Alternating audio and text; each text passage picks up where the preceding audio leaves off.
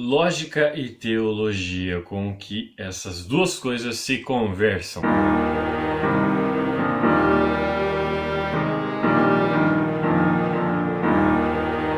E aí, eu sou Abel Separovic, do canal Irmãonergismo, um canal que fala sobre teologia, filosofia e cultura. E agora no último capítulo do livro do Vincent Young, sobre lógica e falácia. Então, como a gente viu nos episódios passados, por exemplo, aquele sobre o bem e o mal, a gente viu que é importante para o crente saber discernir entre o certo e errado, o bem e o mal. E isso vai nos ajudar a não ser enganados por Satanás, por nós mesmos ou pelos enganos dos outros. Porque a lógica vai ajudar a gente a classificar um pensamento, alguma afirmação, em uma categoria de certo e errado. E a gente vai poder ver se aquele pensamento está correto ou errado segundo a palavra de Deus, por exemplo. Quando Deus comunicou a verdade dele com a gente, ele escolheu nos comunicar a verdade por meio da palavra na linguagem humana, né? Ele usou palavras para conversar com a gente. Mas quando Deus fala com o homem de forma lógica, ele não escolheu esse meio para falar a verdade dele, né? Deus, ele não falou, como que eu vou conversar como? Eu vou falar pela linguagem humana de forma lógica. Não, Deus, ele é lógico por natureza. A linguagem humana é uma ferramenta que ele usou, mas a lógica não é uma ferramenta. A lógica, ainda que pra gente sirva como uma ferramenta pra gente conhecer a verdade, Deus em si, ele é lógico por natureza. Não é como algumas pessoas dizem que Deus se sujeita às leis da lógica, nem que as leis da lógica estão acima de Deus. Mas Deus é lógico na sua própria natureza. Algumas pessoas têm dificuldade em entender isso, né? Eles acham que a lógica é algo criado. Mas, por exemplo, se falando de criação, Deus poderia fazer as árvores ser de outra forma, poderia fazer ela só ser reta, ou podia, sei lá, a natureza em si, ela podia ser de uma forma diferente. Agora, as leis da lógica não podiam ser diferentes, porque isso está intrínseco à natureza de Deus. A natureza não é intrínseca à natureza de Deus. Um dos textos que mostram que isso está ligado com o próprio Deus está em 2 Timóteo 2,13, que diz: se somos infiéis, ele permanece fiel, pois não pode negar-se a si mesmo. Ou seja, Deus não pode negar-se a si mesmo. Algumas pessoas vão dizer, Deus pode fazer tudo. Tem coisa que Deus não pode fazer. Por exemplo, ser um completo imbecil. Deus não pode ser um idiota, né?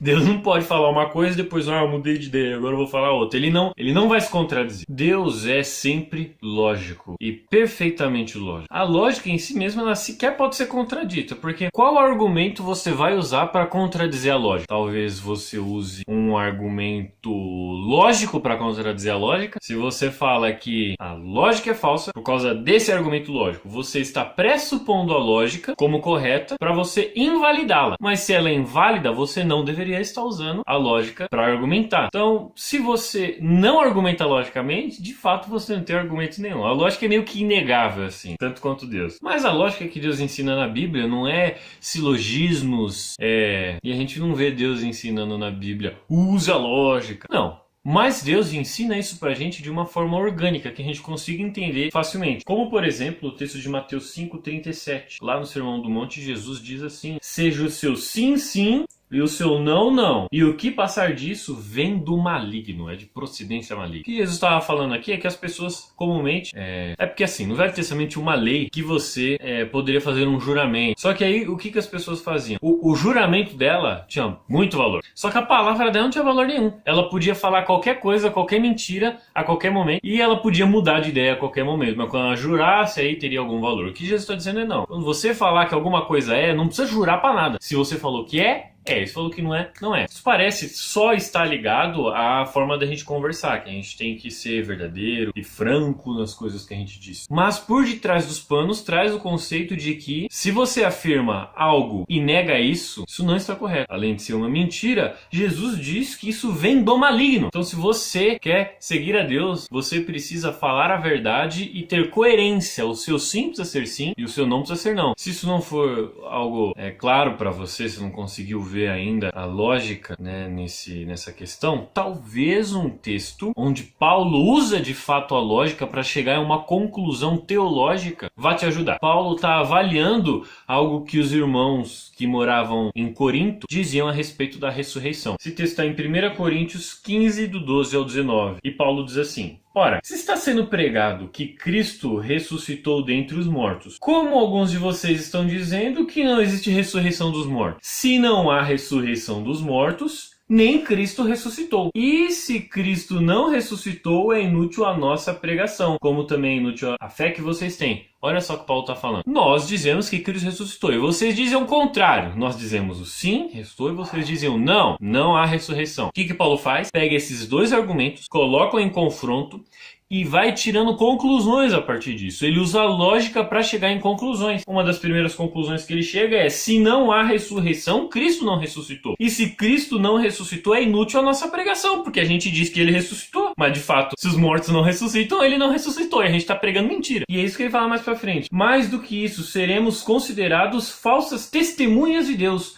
pois contra ele, que é o dom da verdade, testemunhamos que ressuscitou o Cristo dentre os mortos. Mas se de fato os mortos não ressuscitam, ele também não ressuscitou a Cristo. Olha só que interessante. Paulo pega essa argumentação e chega numa conclusão teológica a respeito da confiabilidade deles, de que tipo de testemunha eles são diante de Deus, da validade da fé dos irmãos de Coríntios e a deles, e ele fala: e se Cristo não ressuscitou, é inútil a fé que vocês têm e ainda estão sobre os pecados de vocês. Ele usou a lógica para chegar numa conclusão a respeito da salvação dos irmãos. Então a lógica, ela é usada, né, na Bíblia vastamente, e todos nós, se queremos ser um tanto coerentes, precisamos usar a lógica. É interessante, né? Paulo fala, ó, se isso acontece, esse outro aqui deveria de acontecer. Mas se isso não acontece, então isso não aconteceu. Ele vai usando uma progressão lógica que é muito interessante. Leia o texto depois e repare. Mas ainda assim, ainda mostrando essas questões, tem gente que acredita que a Bíblia os contradiz. Eu, inclusive, tinha um amigo muito querido para mim, ainda tenho esse amigo, só não tenho tanto contato com ele, dizia que a Bíblia se contradizia, que Deus se contradizia. O cara era um contraditor. Mas o que Jesus falaria para uma pessoa dessa? Hoje, o que ele falaria, eu não sei, mas eu sei o que ele falou para algumas pessoas, lá em Lucas 21,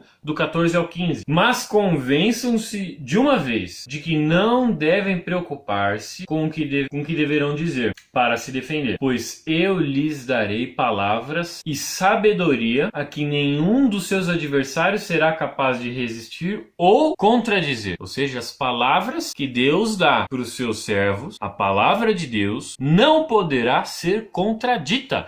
Não é contraditório, ou seja, nesse âmbito aqui pelo menos, o que Deus nos ensina não pode ser contradito. Ele é lógico, ele é coerente, é verdade e não tem jeito. É isso que Jesus está falando aqui. Em outra passagem, em João 10:35, Jesus diz: se ele chamou deuses aqueles a quem veio a palavra de Deus, isso aqui está no meio de uma outra argumentação, mas olha o que Jesus fala depois. E a escritura não pode ser anulada, ou não pode se contradizer em outras traduções. Jesus, no meio da argumentação dele, ele vai falando, olha, vocês dizem isso, mas se a gente for comparar com outros textos do Velho Testamento que diz isso, aí ele relembra. E a escritura não pode se contradizer. Então, obrigatoriamente, a gente tem que chegar nessa conclusão. É isso que Jesus faz. Mas ele levanta esse ponto. A escritura não se contradiz. É de fato, é isso que Jesus está falando. Não é esse o ponto da argumentação de Cristo, mas ele usa isso para fazer a argumentação dele. Deus não se contradiz e a sua palavra não se contradiz. Então, se você acredita que a Bíblia se contradiz, Deus pode falar uma coisa e depois mudar de ideia e tal, e falar outra coisa. Quem gosta de contradição na Bíblia são os hereges, né? Que mudam o que a Bíblia diz, saem se contradizendo e não ligam para nada. Mas, 1 Coríntios 14:33 diz que Deus não é autor de confusão. Então, vamos esquecer esse negócio de contradição na Bíblia, né? Não parece ser isso que a Bíblia diz. Ainda assim, algumas pessoas, elas não querem se dar ao estudo teológico com o uso da razão e da lógica, por acreditar que o conhecimento dela para com Deus é algo experimental. É algo, né, que você tem que botar uma musiquinha ali da Cassiane, sei lá, aí você tem que desligar as luzes da igreja e todo mundo tem que levantar a mão e aí Deus vai se mover nesse lugar, né? E aí a gente vai conhecer a Deus. Por que que algumas pessoas acreditam nisso? Umas só, né, acreditam e tal. Mas outras dão a desculpa que esse é o verdadeiro conhecimento, porque algumas vezes na Bíblia é associado conhecimento com intimidade. E isso tem muita base bíblica, porque de fato a palavra conhecimento na Bíblia é muitas vezes usada em um contexto de proximidade pessoal, até fisicamente, como por exemplo quando Adão e Eva lá na Bíblia vão ficar junto Aí a Bíblia diz assim, e Adão conheceu a sua mulher. Isso não significa que Adão pegou, estendeu o braço e falou, prazer, Adão, né? E Eva falou, eu sou Eva. Não, é porque eles se deitaram, né? E tiveram relações sexuais. E da mesma forma em outros textos, que é bem sugestivo isso. Mas isso em um contexto, quando é utilizada essa palavra, dá a entender que seja esse tipo de intimidade. Mas em outro contexto, ainda que a gente precise sim ter uma proximidade com Deus para a gente ter esse tipo de conhecimento intelectual, que é diferente desse conhecimento mais físico e próximo, né? Em alguns contextos é exclusivamente esse saber intelectual, como por exemplo em Oséias, que diz: o meu povo perece por falta de conhecimento. É falta de curtir uma brisa espiritual no escurinho, escutando Cassiane? Será que é isso? Porque um pouquinho mais para frente, no texto vai estar escrito: ignoram a lei de Deus. Então, a falta de conhecimento é você ignorar a lei de Deus, é você não querer se preocupar com o conhecimento, não querer a lei de Deus. Nesse ponto, então, o conhecimento é sim intelectual, ainda que mais para frente, né, possa sim representar uma intimidade com Deus, mas de fato esse conhecimento é intelectual. Outros, porém, dizem que a letra mata, o conhecimento vai te fazer mal, né? Porque há um texto em Coríntios que diz que a letra mata, mas o espírito vivifica. Mas isso é completamente outra questão. A letra que ele está falando ali é a lei dada no Velho Testamento, e não qualquer tipo de ensino intelectual, a letra como, né, qualquer livro que você lê ou coisa do tipo. Isso é uma futilidade completa. Parem bem em alguns textos que falam a respeito do conhecimento e que a letra não mata em si. Antes disso, é até interessante lembrar, eu coloquei um vídeo aqui no canal sobre a discussão do 2 Deus de Teologia e o Bernardo Kister, e eles usam essa passagem aqui. Algumas pessoas até usam ela, né, que está em João 5, 39, 40. Vocês estudam cuidadosamente as escrituras porque pensam ter nelas a vida eterna, e são as escrituras que testemunham ao meu respeito. Contudo, vocês não querem vir a mim para terem vida. Algumas pessoas vão dizer, tá vendo?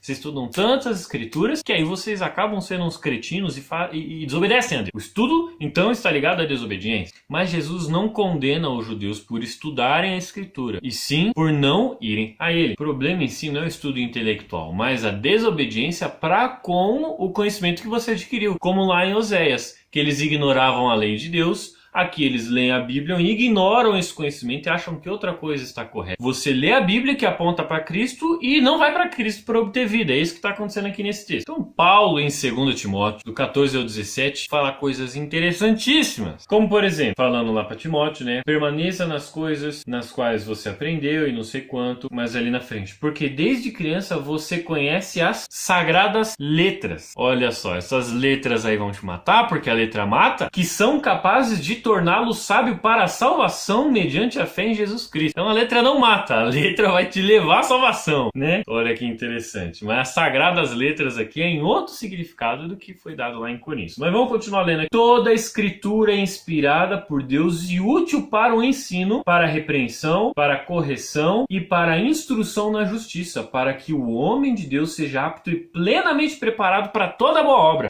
Se você quer ser preparado para toda boa obra, você precisa estudar a escritura. Toda a escritura é inspirada e é apta para ensinar uma pessoa a fazer boas obras.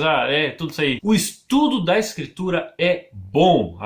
Estudar a Bíblia não vai matar você, nem o seu olho vai cair se você ler a Bíblia. E aí tem uma porrada de texto que vai falar a respeito de conhecimento, né? Tem um monte ainda em Timóteo, Colossenses. Colossenses é super interessante. Eu vou até ler isso aqui.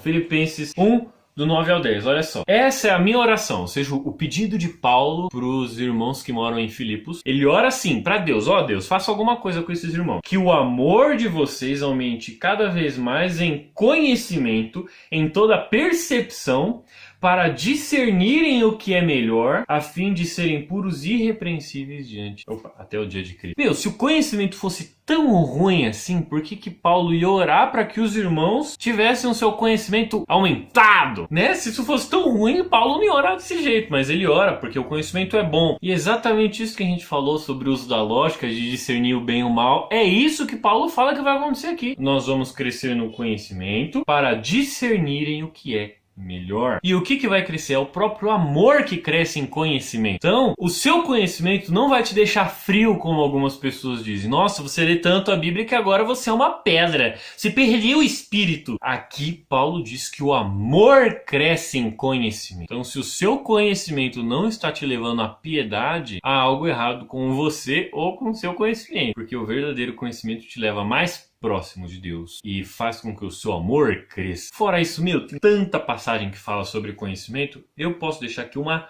lista de passagens que fala a respeito disso. Bom, então hoje é isso. Finalizamos aqui esse vídeo. Espero que você tenha gostado. Compartilhe com todo mundo que você acha que é contra o conhecimento, acha que é muito melhor você amar do que estudar, e essas coisas desse tipo. Obrigado por ter visto o vídeo até aqui. Te vejo nos próximos. Falou e me fui.